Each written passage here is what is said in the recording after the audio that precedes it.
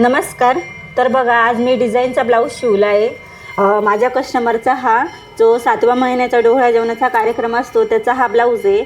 याच्यावरची जी साडी आहे ती काठपदर साडी होती आणि आजकाल बघा सगळ्या काठपदर साडीवर अशा प्रिंटेड म्हणजे वर्क केलेले ब्लाऊज पीस असतं. त्याचा जो मागचा गळा असतो तो हा राऊंड शेप छोटा असतो. तर जे माझे कस्टमर होतं ते बोलले की ताई मला एवढा छोटा गळा नको आहे, तर मला मोठा गळा दे.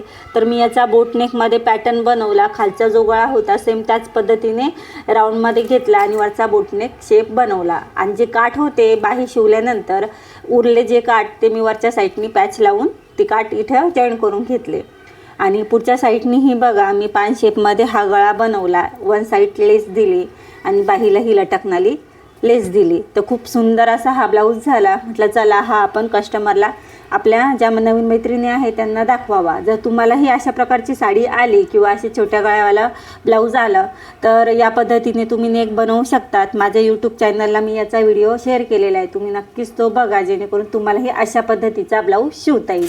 आणि खरंच याचा लूक इतका सुंदर दिसतोय ना, आणि दिसायलाही खूप छान आणि बसलाही खूप छान आहे.